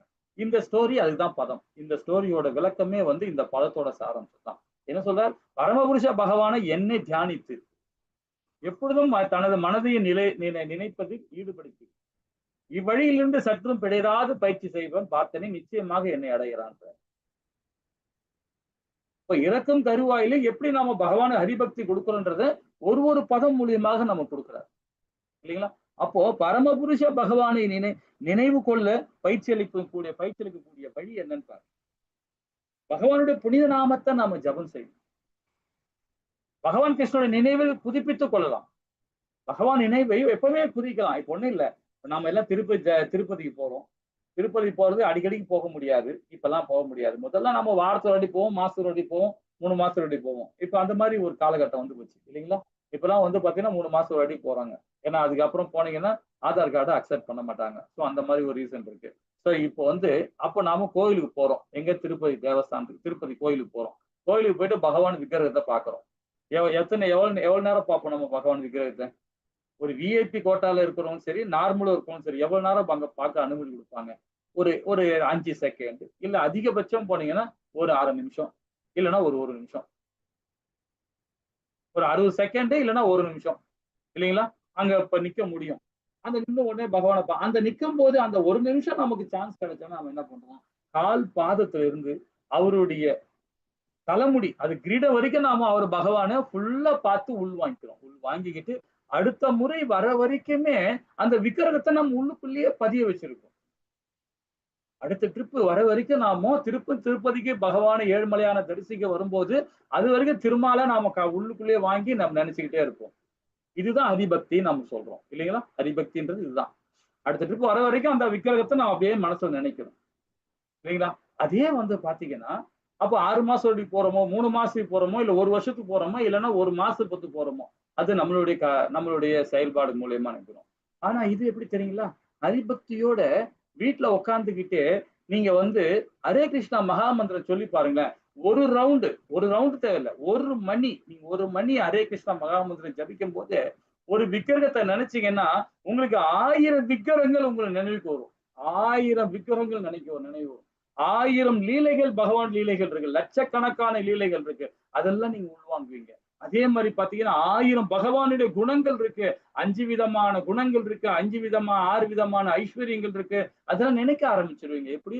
ஹரிபக்தியோட பகவான் நாமத்தை சொல்ல அந்த நினைவு எப்பவுமே புதுப்பிச்சுன்னே போயிட்டே இருப்பீங்க. இன்னைக்கு ஒரு விக்கிரத்தை வழிபாடு பண்ணுவீங்க, உடனே என்ன பண்ணுவீங்க? நம்ம ரங்கநாதரை வழிபாட பண்ணுவீங்க, அப்புறம் வந்து பார்த்தனை பத்தி வழிபாட பண்ண வச்சிருவீங்க. அதே மாதிரி ஒரு எங்கெல்லாம் பகவான் இருக்காரோ அந்தந்த விக்கிரகத்தை பார்த்து நினைக்க வந்துருவோம் இல்லைங்களா? அதே மாதிரி காதுகள், நாக்கு மற்றும் மனம் கிருஷ்ணர் சேவையில் ஈடுபடும். இது அங்கிரீஷ மகாராஜா சொன்னவர். காதால எதை கேட்கணும்? பகவானுடைய ஹரிநாமத்தை காதால கேட்கணும். நாக்கு பகவானுடைய பிரசாதம் அதை நாம உண்ணும் போது அந்த நாக்கு ருசியை நாம நினைக்கிறோம். அதே மாதிரி மனம் பகவான் கிருஷ்ணரின் சேவையில் ஈடுபடுத்தணும் நம்ம. இல்லைங்களா? பரமபுருஷ பகவானை அவரது லோகத்தில் அடைதல். கடைசியா நாம என்ன ஆகணும்? பரமகதி நம்ம அடைகிறோம் இல்லைங்களா? இந்த மாதிரி செய்யும் போது அப்ப பகவான் கிருஷ்ணர் எப்படி நினைவு கொள்வது பாத்தீங்கன்னா, ஹரே கிருஷ்ணா மகாமந்திரம் சொல்லும் போது அவருடைய ரூபத்தை உள்வெளியும் உள்ளும் வெளியும் நாம நினைக்க வேண்டும். வாழ்க்கை முழுவதும் ஜபம் செய்வதால் மரணத்தில் போது பகவான் கிருஷ்ணனை நினைத்துக் கொள்ளலாம். அதுதான் நம்ம பூமி தாயார் கேட்கிறாங்க பகவான் கிட்ட. அது வரக முனிவிட்ட கேட்கிறாங்க. வரகத்தை பகவானுக்கு அவதாரம் எடுக்கும் போது பாத்தீங்கன்னா, பூமியை கொண்டு போய் இரணிஷம் உள்ள ஒதுக்கி வச்சிடறான். ஒழிச்சு வச்சுன்னா அதை கொண்டு வந்து வெளியே கொடுத்து தாய் கிட்ட ஒப்படைக்கிறாங்க. பூமாதேவி கிட்ட ஒப்படைக்கிறார் பகவான். அப்போ வாரகமுனி பகவான் கிட்ட கேட்கிறாங்க, என்னோட பிள்ளைகளுக்கு உன் நினைவு கொள்வது எப்படி அப்படின்னு கேட்கும் போதுதான் அப்பதான் பகவான் சொல்றார், என்ன கன நேரம் நினைச்சாவே போதும், இறக்கும் தருவாயில் நினைக்கூட அவசியம் இல்லைன்றாரு. நீ என்ன ஹரிபக்தியோட ஏதாவது ஒரு நிலையை நினைச்சாவே போதும் உனக்கு முக்தின்றார். இது பகவானே சொன்னது. யார்கிட்ட சொல்றாரு? பூமாதேவி கிட்ட சொல்றாரு. நம்ம அவருடைய பிள்ளைகள் தானே, அவங்களுடைய பிள்ளைகள் தான் நம்ம எல்லாருமே இல்லைங்களா? ஹரே கிருஷ்ணா. அப்போ பகவானை நினைச்சுக்கிட்டே இருக்கணும், நினைச்சுக்கிட்டே நினைவு கொள்ளலாம். அப்ப விக்கிரக ஆராதனை பாருங்க, ஆராத்தி சமர்ப்பித்தார். பகவானுக்கு ஆராத்தி எடுக்கிறது எல்லாருக்கும் முயற்சி பண்ணுங்க. ஆராத்தி எடுத்து சாதாரணமா வச்சுட்டு நம்ம இது அதுக்குன்னு ஒரு சாசனம் சம்பிரதாயம் இருக்கு. அதுதான் பாத்தீங்கன்னா 12வது அத்தியாயத்துல 9வது பகுதியில சொல்லப்படுது. என்ன தெரியல, அதாவது பாத்தீங்கன்னா அனநிய பக்தி 8 9 பாத்தீங்கன்னா, அதாவது சரி ஓகே, அதாவது வேத சாஸ்திரங்கள் என்ன சொல்லப்பட்டதோ அந்த சாராம்சம் மூலியமாக பகவானுக்கு சாஸ்திர சம்பிரதாயத்தை நம்ம ஃபாலோ பண்ணோம் இல்லைங்க. நம்ம அதக அழகா பண்ண காலைல எழுந்த உடனே பகவானுக்கு விக்கிரக வழிபாடு பண்றது, அப்புறம் ஹரிநாமத்தை சொல்றது, பகவானுக்கு பிரசாதம் கொடுக்கறது, அப்புறம் அந்தி நேரத்துக்கு பிரசாதம் கொடுக்கறது, உச்சியில பிரசாதம் கொடுக்கறது, காலையில பிரசாதம் கொடுக்கறது, இந்த மாதிரி பகவானுக்கு எல்லா விதமான அந்த வேத சாஸ்திரங்கள் என்ன சொல்லப்படும் அதை ஃபாலோ பண்ணும் இல்லைங்களா? அந்த மாதிரி பகவானுக்கு ஆராத்தி நம்ம சமர்ப்பிக்கணும். அதாவது நிவேதனம் பண்ணும், பகவானுக்கு பிரசாதம் கொடுக்கணும். அவருக்கு இந்த பண்டிகைகள் எப்படி கொண்டாடணும் அப்படின்றதையும் வேத சட்டங்கள்ல கொடுக்கப்பட்டிருக்காங்க, சாஸ்திர சம்பிரதாயம் கொடுக்கப்பட்டிருக்காங்க. அதை நம்ம கரெக்டா ஃபாலோ பண்ணோம். அந்த விக்கிரக வழிபாடு இதுக்கு தனியா ஒரு நம்மளுடைய ஆப்பே இருக்கு. அந்த ஆப்பை இன்ஸ்டால் பண்ணீங்கன்னா ரொம்ப அழகா, அந்த கிளாஸ் முடியும் போது அதை காட்டுறேன் நான், அதை பாருங்க. ரொம்ப அழகா நீங்களே வீட்டுல உட்காந்துக்கிட்டு ரொம்ப அழகா பகவானுக்கு எப்படி அந்த பண்ணலாம் அப்படின்றதையும், அந்த ஸ்லோகம் என்ன, எப்படி பகவானுக்கு ஹரிபக்தியோட பிரசாதம் கொடுக்கும் போது எப்படி நம்ம பகவானுக்கு அந்த எந்த ஸ்லோகம் சொல்லணும், ஆராத்தி எடுக்கும் போது எந்த ஸ்லோகம் பண்ணணும், அதே மாதிரி பாத்தீங்கன்னா துளசி மகாராணிக்கு எப்படி நம்ம ஆராத்தி எடுக்கணும், எப்படி ஆஸ்தாங்கமா எப்படி பகவானுக்கு நம்ம வணங்கணும், இதெல்லாம் கூட நமக்கு ரொம்ப அழகா அதை கொடுத்துருக்காங்க அந்த ஆப்ல. நீங்க அதை இன்ஸ்டால் பண்ணி பாருங்க ஓகேங்களா? விக்கிரக வழிபாடு ரொம்ப ரொம்ப இம்பார்ட்டன்ட். அது வீட்டுல எல்லார் வீட்லயும் போட்டோ வச்சிருப்பாங்க. விக்கிரக வழிபாடுன்னு பண்ணும்போது அவரை தூங்க வைக்கிறதுக்கு எழுந்து உட்கார வச்சு அவரை கரெக்டா ஹரிபக்தியோட அவருக்கு எல்லா துளசி மாலை போட்டு அவர் மாலைகள்லாம் போட்டு அவருக்கு காலையில ஒரு பூஜை, மதியானம் ஒரு பூஜை, சாயங்காலம் ஒரு பூஜை. விக்கிரக வழிபாடு இது சிறப்பு. நைட்டு படுக்கிற வைக்கிற வருமாவது நம்ம கூடவே செயல்படணும். அது நம்ம செய்ய முடியுமா? நம்ம எல்லாம் ஒரு கிரகஸ்தனா இருக்கோம். ஒரு 50 வயசு ஒரு 60 வயசு ஆன பிறகுனா அந்த செயல்பாடு பண்ணலாம் இல்லைங்களா? நம்ம முடிஞ்ச வரைக்கும் நீங்க வீட்டுல ஒரு போட்டோ வச்சுட்டு அழகா பண்ணுங்க, ஒன்றும் பிரச்சனை இல்லை. அந்த மாதிரி என்ன பண்ண முடியும்னு நினைச்சீங்கன்னா தாராளமா பண்ணலாம். பகவான் கிருஷ்ணரை இடையராது நினைத்தல் வாழ்வின் இறுதி உள்ள வரையும் அவரை நினைக்க முடியும் இல்லைங்களா? ஹரிபக்தியோட இருந்து பகவானுக்கு குடும்பத்தோட இருந்து அது கீர்த்தனை கலந்துக்கணும், பகவானுக்கு சங்கீர்த்தனம் பண்ணணும், பகவானுக்கு நெய்வேத்தியம் பண்ணணும், பிரசாதம் கொடுக்கணும், எல்லா விதமான செயல்பாடு பண்ணணும். ஹரே கிருஷ்ணா மகாமந்திரம். உடல் சுகமில்லாம இருக்கும்போது கூட சரி, கிருஷ்ணா இந்த பாவத்தை நான் செஞ்சிருக்கிறேன், இந்த உடல் அதனாலதான் இந்த பாவத்தை செஞ்சினாதான் இந்த உடல் எனக்கு கிடைச்சிருக்கு, இந்த உடல் கொடுத்தது நீதான் பகவானே, இது நான் படுத்துட்டு இருக்க நிலைமைக்கும் நான் தான் காரணம், அந்த பகவானே எனக்கு இந்த உடலை விடும்போது உன்னை ஹரே கிருஷ்ணா மகாமந்திரம் ஜபிக்கணும்னு சொல்லிட்டு நீங்க ஜபம் பண்ணிக்கிட்டே இருங்களேன், ஆட்டோமேட்டிக்கா வந்துடும் இல்லைங்களா? அதுக்கு ஒரு உதாரணம் இந்த கதை தான். நேற்று பிரபுஜி கேட்டார். ஸ்ரீமத் பாகவத்துல 6வது காண்டத்துல இது சொல்லப்பட்டிருக்காங்க. இவர் அஜிமிலான். மாதாஜி இந்த ஸ்டோரி சொல்றீங்க, நேற்று சொன்னீங்களே மாதாஜி நீங்க? ஹரே கிருஷ்ணா. சரி, இந்த கதை நானே சொல்லிடுறேன். இது என்ன பாத்தீங்கன்னா, அஜிமுலான் ஒரு பிராமண குலத்துல நல்ல ஒரு வைஷ்ணவ குடும்பத்துல பிறக்கிறார். அவருக்கு ஒரு குரு இருக்கிறாங்க. அதே மாதிரி அவர் தாய் தந்தரி சொல்றது செய்வார். நான் சொல்லிடுறேன் மாதாஜி. ஹரே கிருஷ்ணா. சரி, ஒரு பிரம்மச்சாரி விரதம் ஃபாலோ பண்றாரு. பிரம்மச்சாரி விரதம் வந்து அவ்வளவு சீக்கிரமா ஃபாலோ பண்ண முடியாது. அது பிராமண குவாலிட்டியில உள்ளவங்க, பிராமண குலத்துல பிறந்தவங்க தான் அதை ஃபாலோ பண்ண முடியும். ஒரு சத்திரனா இருக்கவன் கண்டிப்பாக செய்ய முடியாது, கொஞ்சம் கடினம் தான். அதே மாதிரி ஒரு சூத்திரனா இருக்கும் செய்ய முடியாது, ஒரு வைஷ்ணவுக்கும் செய்ய முடியாது. ஆனாலும் போன பிறவில பண்ண பாவம் புண்ணியத்துக்கு தகுந்த மாதிரி வேற ஒரு குலத்துல பிறந்தாலும் சில ஆத்மாக்கள் வந்து சின்ன குழந்தையில இருந்தே பிரம்மச்சாரி விரதத்துக்கு அந்த ஞானம் கிடைக்கும். அது இப்பிறவில நாம ஒரு இப்பிறவில ஒரு நல்ல நற்கதி அடைஞ்சு பகவானுக்கு பக்தி கொடுத்தோம்னு வச்சுக்கலாம். அப்ப இறக்கும் தருவாயிலே நாம வந்து அடுத்த பிறவி நம்ம கிடைக்குது, உடல் கிடைக்குதுன்னா அந்த சூட்சம உடல் அந்த உடல்ல போனா கூட சரி, குழந்தை பருவத்திலிருந்தே நமக்கு வந்து அந்த தெய்வீகமான குணங்கள் நமக்கு வந்துடும். அந்த தெய்வீகமான குணங்கள் வந்துடும். குணங்கள் மாத்திரம் வராது இல்ல, அது மட்டும் இல்லாம அந்த குழந்தை பருவத்திலிருந்தே 25 வரைக்கும் பார்த்தீங்கன்னா பிரம்மச்சாரி விரதம் இருக்க முடியும். ஆனா இங்க ஜடபரதர் இவர் வந்து பாத்தீங்கன்னா அஜிம்லான் பாத்தீங்கன்னா ஒரு பிறப்பாலே ஒரு நல்ல ஒரு பிராமண குலத்துல பிறந்தவர், ஹரிபக்தியோட வளர்ந்தவர். அவருக்கு மனைவி மக்கள் எல்லாமே இருக்கிறாங்க, இது அப்பா அம்மா எல்லாமே இருக்கிறாங்க, ஒரு பிரம்மச்சாரி விரதம் இருக்கிறார். இருந்த பிறகு அவருக்கு என்ன பண்றார், அவருடைய குரு சொல்றார், அப்பா அம்மா சொல்படி நான் நடந்துக்குவேன்னு சொல்லிட்டு அவரு சொல்றாரு. சொன்னோன்னா அதுக்கு ஏத்த மாதிரி அந்த அஜிம்லான் வந்து தன் தாய் தந்தை சொல்படி கேட்டிருக்காரு. அப்பா அவர் தந்தையா சொல்றார், காட்டுல போய் தர்புல்லைய பறிச்சுக்கிட்டு வா, கொஞ்சம் தர்புல்ல வேணும் அப்படின்னு. உடனே என்ன பண்ணார், காட்டுக்கு வர்றார். காட்டுக்கு வந்து காட்டுல வந்து தர்புல்லைய பறிக்கும் போது அப்போ ஒரு வேசியை பார்த்துட்டார், ஒரு விலைமாது பார்த்துட்டார். விலைமாதும் ஒரு ஆடவனும் ஊடலை பார்த்துட்டார். ஊடலை பார்த்த பிறகு அவர் மறைஞ்சிருந்து பார்க்கிறார். பார்த்துட்டு அந்த பெண் மேல இவருக்கு மோகம் ஆயிடுச்சு. இத்தனைக்கும் ஒரு பிராமணன், ஒரு அதாவது ஒரு பிரம்மச்சரிய விரதம் இருக்கிறவரு, ஆனாலும் பாருங்க அந்த வேசியை பார்க்க வேண்டியது அவர் கர்மா, பார்க்க வேண்டிய சூழ்நிலை வந்து பார்த்த உடனே அந்த பெண் மேல மோகம் ஆயிடுச்சு. பெண் மேல மோகம் வந்த பிறகு அவர் என்ன பண்றார், அந்த பெண்ணோட ஊடல் வச்சுக்கிறார். அந்த பெண்ணுகிட்டே ஊடல் வச்சுக்கிறார். ஊடல் வச்சது இல்லாம அந்த பெண்ணு திருமணம் கூட பண்ணல. தன்னுடைய அதாவது மனைவியா அவர் மக்களையும் அது மனைவி மாதிரி ஏத்துக்கிட்டாரு. அது முறைப்படி அவர் அதுவும் ஒரு சம்பிரதாயம் கூட செய்யவே இல்லை. அந்த பெண் கூடவே அவர் போயிட்டு கடைசியில என்ன ஆச்சு பாத்தீங்கன்னா அந்த கொலை பண்றது, அது நிறைய தப்புகள், நிறைய அசுர குணங்கள்லாம் வந்துருச்சு. அவர் ஒரு சத்திரியனா ஒரு பிராமணனா இருக்கிறவர் கண்டிப்பா கடைசி காலகட்டத்துல பாத்தீங்கன்னா அந்த மனைவி கூட அந்த பெண் கூட ஊடலை வச்சிட்ட பிறகு அந்த பெண்ணுக்கு என்ன குணம் இருக்குமோ அந்த குணம் எல்லாமே இங்க வந்துருச்சு. கொலை செய்யறது, பித்தலாட்டம் பண்றது, கொள்ளடிக்கிறது, சூதாடுறது, எல்லா பழக்கமும் இவருக்கு வந்துடுச்சு. கடைசியில் என்ன ஆச்சு பாருங்க, அந்த பெண் கூடயே வாழ்ந்து 10 குழந்தை பெற்று எடுக்கிறார். 10 குழந்தை பெற்று எடுத்துட்டு ஆனா 10வது குழந்தை மட்டும் பாத்தீங்கன்னா அவர் வந்து ரொம்ப செல்லமா வச்சு வளர்க்கிறாரு. அதுக்கு சாப்பிட்டியா நாராயணா, அதுக்கு பேரை வந்து குழந்தைக்கு பேரு நாராயணன் பேரை வேற வச்சுட்டார். வச்சு நம்ம அந்த குழந்தை கூப்பிடுவார், நாராயணா இங்க வா, சாப்பிட்டியா, தூங்குனியா, நல்லா படிச்சியா, இது பண்ணியா, இதே மாதிரிதான் நாராயணா நாராயணா நாராயணா நாராயணா கூப்பிட்டுட்டே இருப்பார். இப்படியே ஒரு வாழ்க்கையை பார்த்தீங்கன்னா 88 வயசு ஆயிடுச்சு. 88 வயசான பிறகு இறக்கும் தருவாயிலே வந்துட்டார் அஜிம்லான். அப்போ இறக்கும் தருவாயில வந்து மரண படுக்கையில படுத்துன்னு இருக்கார். பெட்ல படுத்து நானும் வாயை பொழுது படுத்துனுக்கிறார் இறக்கும் தருவாயில. அப்போ படுத்துடும் போது யமராஜா என்ன சொல்லிட்டார், போய் அஜிம்லான் தூக்கிட்டு வாங்கடா அப்படின்னு சொல்லிட்டு சொல்லி அனுப்பிச்சு விட்டார் யம தர்மராஜா.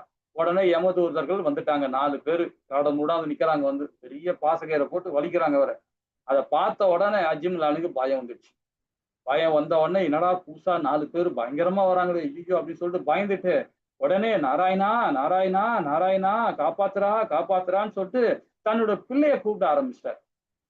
தன்னுடைய பிள்ளைய கூப்பிட்டு ஆரம்பிக்க உடனே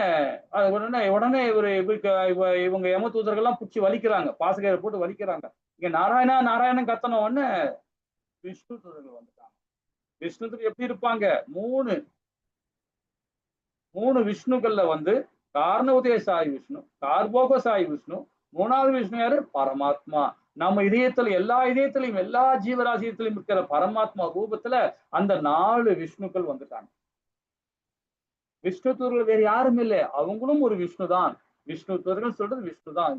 அவங்களும் பாத்தீங்கன்னா ஒரு கையில கடம் இருக்கும், ஒரு கையில பாத்தீங்கன்னா தாமரைப்பூ இருக்கும், ஒரு கையில சங்கு இருக்கும், ஒரு பக்கம் சக்கரம் இருக்கும். அந்த மாதிரி ரூபத்துல வந்து 4 விஷ்ணு தூதர்கள் வந்து நிக்கிறாங்க. யம தூதர்கள் 4 பேரும் சுத்தி நிப்பாந்து அவனை தூக்கத்துக்கு ரெடி ஆகுறாங்க. இதை பார்த்த உடனே விஷ்ணு சொல்றாங்க, அவனை தூக்காத, அவன் பகவான் நாமத்தை சொல்லிட்டான் அப்படின்னு. இல்ல அவன் நிறைய கொலை பண்ணியிருக்கான், நிறைய தப்புலாம் பண்ணியிருக்கான், அவனை வந்து நாங்க தான் கூட்டு போகணும், யம தர்மராஜா சொல்லிட்டாரு, நாங்க தான் கூட்டு போனோம். உடனே 2 பேருக்கும் வாக்குவாதம் நடக்குது. இந்த 2 பேர் வாக்குவாதத்தை ஸ்ரீல பிரபுபாதா ரொம்ப அற்புதமான ஒரு புக் எழுதியிருக்கிறார். எல்லாருக்கும் அந்த புக்கை நீங்க படிக்கணும். நம்ம 2 வாட்டி அந்த கிளாஸ் எடுத்திருக்கிறோம். ஒரு சான்ஸ் கிடைச்சா நம்ம கண்டிப்பா எடுக்கலாம். அந்த புக்கை பாத்தீங்கன்னா ரொம்ப அற்புதமா இருக்கும். அவங்க 2 பேரும் பேசினது, யம தூதர்களும் விஷ்ணு தூதர்களும் என்னென்ன பேசினாங்கன்றது ஒரு ஸ்டோரியா அதை வந்து ரொம்ப அழகா எழுதியிருக்கிறார் நம்ம ஸ்ரீல பிரபுபாதா. அப்புறம் விஷ்ணு தூதர்கள் வந்து அங்க ஒரு லெக்சரே கொடுக்குறாங்க யம தூதர்கள்ட்ட. அப்போ யம தூதர்கள் யம தர்மராஜா கேட்கிறாங்க, அங்க யம தர்மராஜா அங்க யமலோகத்துல இருக்கிறார், இவங்க சொல்றது ஒண்ணு யமராஜா நம்ம கீழே வந்துட்டார் சொல்றார். இனி வந்து யம தூதர்களை சொல்றார் யம தர்மராஜா, ஐயா இனிமேல்ட்டு யாராவது பகவான் நாமத்தை உச்சரிச்சாங்கன்னா கண்டிப்பா நீங்க கூட்டு வராதீங்க, அந்த ஆத்மாவை அங்கேயே விட்டுட்டு வந்துருங்க, அது அவங்களோட பார்த்துப்பாங்க அப்படின்னு பகவான் அது யமராஜா வந்து அவங்களுக்கு கட்டளை கொடுக்குறாரு யம தூதர்கிட்ட, இனிமேட்டு நீங்க அதுக்கு கூட்டு வராதிங்க, விட்டுட்டு வந்துருங்க அப்படின்னு. அதுக்கப்புறமா என்ன பண்றாங்க, விட்டுட்டு போயிடுறாங்க. அப்புறம் விஷ்ணு தூதர்கள் அவங்கள இதெல்லாம் வந்து பார்த்துட்டு இருக்கான் யாரு, அஜிம்லான். அந்த சண்டால படுத்துக்கிட்டே பார்த்துட்டு இருக்கான். அப்புறம் கண்ணுல இருந்து அப்படியே தண்ணியா ஜலமா கொட்டு. பார்த்துட்டு அப்படியே நினைக்கிறான், நம்ம எப்படிப்பட்ட குடும்பத்துல பிறந்து ஒரு பிராமண குலத்துல பிறந்து தெரியாம நாம ஒரு பெண்ணோட தொடர்பு வச்சு கடைசியில பாருங்க அவளுடைய குண அதிசயம் எல்லாம் நமக்கு வந்து கடைசியில ஒரு 10 குழந்தைய பெற்று எடுத்து நம்ம இந்த மாதிரி நிலைமை ஆயிட்டுமே அப்படின்னு சொல்லிட்டு அவன் வாழ்க்கையை நொந்து கண்ணுல அப்படியே மலை தண்ணி கொட்டு உட்காந்துக்கிறான்.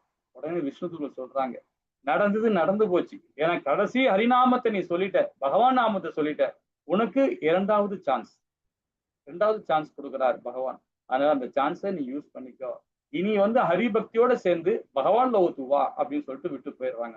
அதுக்கப்புறம் அவர் விடுவார், அவரு ஹரிபக்தியோட இருந்தார். ஹரிபக்தியோட இருந்து கடைசியில விஷ்ணு தூதர்களே வந்தாங்க, பகவானுடைய ரூபத்துல வராங்க, மகாவிஷ்ணு ரூபத்துல வராங்க 4 தூதர்கள் வந்து அவரு வைகுண்டத்தை பல்லாக்கில் தூக்கிட்டு போறாங்க. அவர் இங்க இருந்து அஜிம்லான தூக்கிட்டு அங்க வைகுண்டம். என்ன தெரியுது பாருங்க, அவர் ஒரு நல்ல ஒரு பிராமண குலத்துல பிறந்தாலும் தவறான செயலை அவர் பார்த்ததுனால அதுல மோகமானதுனால தான் வந்து நம்ம என்ன ஆகுறாரு, அவர் வாழ்க்கையே மாறிச்சு. அதுதான் நம்ம வீட்டுங்கள்ல பெரும்பாலும் இந்த சீரியலை பார்க்காதீங்க, டிவியை பார்க்காதீங்க, நியூஸ் பேப்பரை படிக்கிறத அவாய்ட் பண்ணுங்க, தேவையில்லாத ஸ்டோரியை படிக்காதீங்க, தேவையில்லாத மற்றவங்களோட சுயசரிதியை படிக்காதீங்க. அதெல்லாம் படிச்சீங்கன்னா நம்மள மண்டையில உள்ள ஒரு பெரிய மூளை ஒண்ணுக்கு பார்த்தீங்களா, அதுதான் ஹார்ட் டிஸ்க். அந்த ஹார்ட் டிஸ்க்ல சேவ் ஆயிடுச்சுன்னா நீங்க எந்த நல்ல காரியம் பண்றீங்க, எந்த கெட்ட காரியம் பண்ணும்போது அது முன்னாடி வந்து நிற்கும் நமக்கு. இது நாம புராணத்திலே சொல்லப்பட்டிருக்குது, வேதங்களையும் சொல்லப்பட்டது. அதுதான் நம்ம ஹரிபக்தியோட நம்ம பகவான் நாமத்தை சொல்லிட்டே இருக்கணும் எனி டைம். அதுதான் நம்முடைய வாழ்க்கையே இல்லைங்களா, இதுதான் நம்முடைய வாழ்வியல். அதுக்கப்புறமா நமக்கு அவருக்கு அஜிம்லான் வந்து அவனுக்கு 2வது சான்ஸ் கொடுக்குறாரு. ஏன் கொடுக்குறாருன்னா, அவன் ஒரு பிரம்மச்சாரி இருந்தவன், இப்பிறவில ஒரு பிரம்மச்சாரி இருந்தவன், போன பிறவில ஒரு நல்ல நற்கதி அடைஞ்சனால்தான் அவனுக்கு இந்த பிராமண குலத்துல பிறக்க சான்ஸ் கிடைச்சது. பிராமண குலத்துக்கு 25 வயசு வரைக்கும் அவரு ஒரு பிரம்மச்சாரி விரதம் இருந்தவர். கடைசியில ஒரு தவறு, ஏதோ ஒரு பாவத்தை பண்ணனால்தான் தவறு செய்ய வேண்டிய சூழ்நிலை அவர் 3/4 வயசா வந்து நாசம் பண்ணார். அவருடைய வாழ்நாள்ல 3/4 லைஃபை வேஸ்ட் பண்ணிட்டு திருப்பியும் பகவான் அவனுக்கு ஒரு சான்ஸ் கொடுக்குறாரு. ஜடபரதுக்கு எப்படி 3வது சான்ஸ் கிடைக்குதோ அதே மாதிரி அவருக்கு அஜிமுலானுக்கு கிடைக்குது. நமக்கும் அப்படிதான், நமக்கும் எல்லாருக்கும் அந்த சக்தி கிடைக்கும் அது இல்லைங்களா. அப்ப ஹரிபக்தியோட பகவான் நாமத்தை சொல்லிக்கிட்டே நாமும் நம்ம காரியங்களை நம்ம பண்ணணும். ஓகேங்களா. ஹரே கிருஷ்ணா. இனி நாம பரத்தை அடைதல் 9ல இருந்து 22வது பதம் இது வரைக்கும் இறப்பை பத்தி சொல்லியிருந்தார். இப்ப பரத்தை எப்படி அடைதல், பகவான் லோகத்தை எப்படி நாம போனோம் அப்படின்றத ரொம்ப அழகா அதுல கொடுக்க போறார். 3ல இருந்து 13 9ல இருந்து 13வது ஸ்லோகம் வரைக்கும் பகவான் கிருஷ்ண தியானத்தின் மூலமாக நினைவு கொள்வது.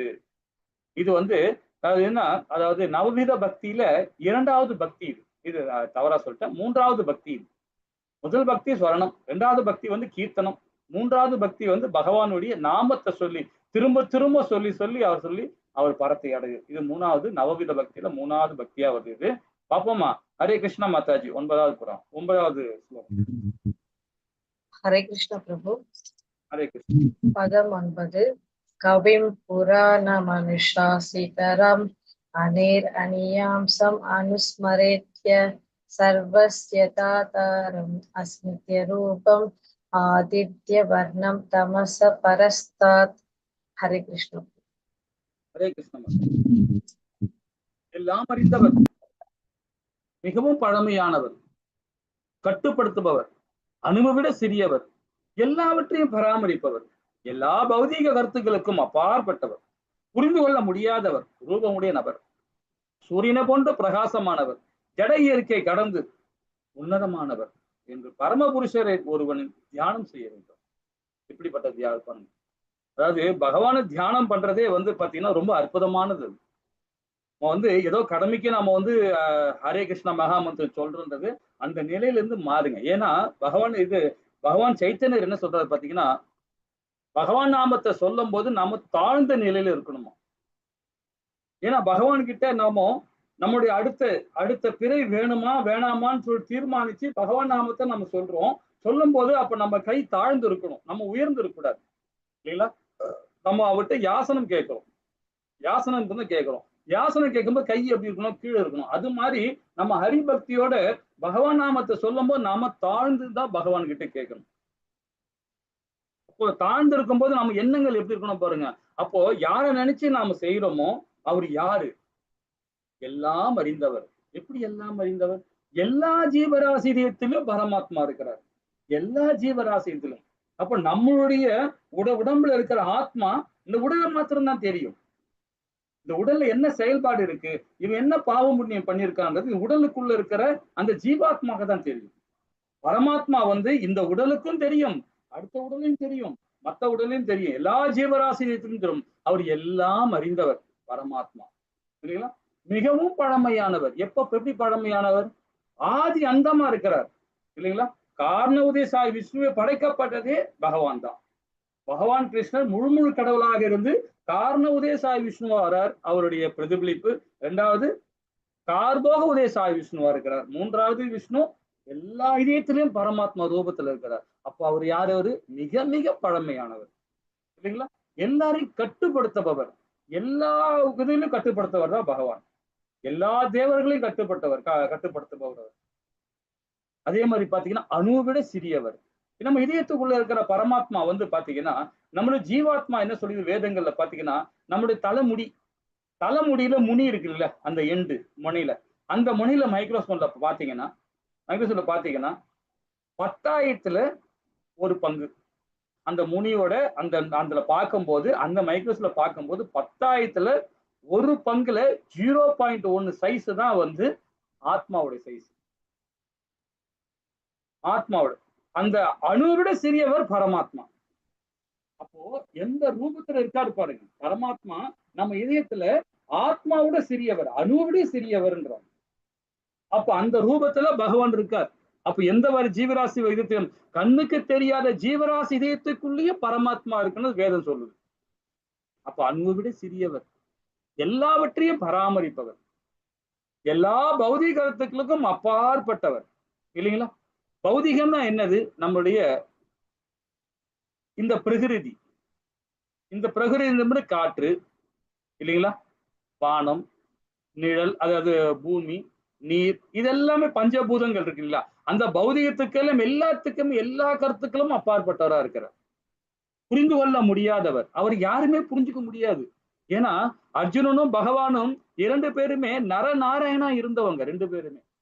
ஆனா அர்ஜுனன் பாத்தீங்கன்னா 4வது அத்தியாயத்துல பகவான்கிட்ட கேட்கிறான், கிருஷ்ணா நீ எப்படி சூரிய பகவானுக்கு நீ கீதையை சொல்லியிருப்ப, உபதேசம் பண்ணியிருப்ப, நீயும் நானும் சமகாலத்துல பிறந்தவங்க தானே அப்படின்ற. அதுக்கு அவரு சொல்றார், நம்ம 2 பேருமே முன்னாடியும் இருந்தோம், இப்பவும் இருக்கிறோம், இனி வர ஜென்மத்திலும் நாம் இருப்போம் அப்படின்றார். ஆனா இதெல்லாம் உனக்கு அந்த இது வராது, எனக்கு அந்த ஞாபகம் இருக்குன்றார் பகவான் இல்லைங்களா. அப்போ அவனுக்கே அந்த ஞாபக சக்தி கிடையாது. இத்தனையும் நரநாராயணா இருந்தவங்க கர்ணனை கொல்லக்கூடியவங்க 2 பேர் தான். இவங்க 2 பேரும் ஒன்னா சேர்ந்ததான் கர்ணனை கொல்ல முடியும், இல்லைன்னா கர்ணனை வதம் பண்ணவே முடியாது. அதனால்தான் இந்த மகாபாரதத்துல கர்ணனை உருவாக்கி கர்ணனை கொல்றாங்க. ஏன்னா அவன் ஒரு அசுரன், கர்ணன் ஒரு அசுரன், ஒரு அசுரகுள்ளவன். அவன் அந்த பார்கடல்ல அந்த ரசத்தை குடிச்சதுனால அவன் என்ன பண்றான், அமிர்தத்தை ருசிச்ச உடனே அவன் என்ன பண்றான், அவனுக்கு பாத்தீங்கன்னா ஒரு இதை போய் திருடுறான். என்னது? கவசம் குண்டலத்தையும் திருடி எடுத்துன்னு போறான். இதை உடனே இவங்க 2 பேரும் நரநாராயணா இருக்கிற 2 பேரும் பாக்குறாங்க. பார்த்துட்டு அவனை கொன்னு அந்த கவச குண்டலம் எடுத்துன்னு வராங்க. திருப்பவும் ஒரு ஜனம் வருது அவனுக்கு, திரும்பவும் போய் கவச குண்டலம் திருடுறான். திருப்பவும் ஒரு ஜனம், ஏன்னா அவன் அந்த அமிர்தத்தை குடிச்சிட்டான். திரும்ப திரும்ப அந்த ஞாபக சக்தி 999 முறையும் அந்த கவசம் களவாடுறான், திருப்பி கொண்டுடுறாங்க. அந்த கடைசியில பண்ணும் போதுதான் என்ன பண்றான், நேரா போய் சூரிய பகவானோட போய் தஞ்சம் அடைஞ்சிடறான் அந்த அசுரன். தஞ்சம் அடைஞ்ச உடனே அவருக்கு என்ன பண்றாங்க, அப்போ நீ மகனாக ஒரு நல்ல மானிடனாக பிறப்பாய், பிறந்தது மாத்திரமல்ல எல்லா ஞானமும் இருக்கும், ஆனா எல்லாமே செயலிழந்து போகும் அப்படின்ற ஒரு அந்த இதை கொடுக்குறாங்க சூரிய பகவான். எனக்கு மகனாக பிறப்ப, கர்ணனா நீ பிறப்பேன். ஆனாலும் அவங்க 2 பேரும் நரநாராயணா இருந்து 2 பேருமே பகவானும் சரி அர்ஜுனா உனக்கு வதம் பண்ணுவாங்க அப்படின்றதுதான் அவருடைய கட்டளை கொடுக்கப்பட்டிருக்காங்க. 2 பேரும் ஒன்னா சேர்ந்தாதான் கர்ணனை கொல்ல முடியும். அர்ஜுனன் நினைச்சாலும் கொல்ல முடியாது, பகவான் நினைச்சாலும் கொல்ல முடியாது அவன். அப்படிதான் அந்த வரம் வாய்ந்திருக்கா கர்ணன்.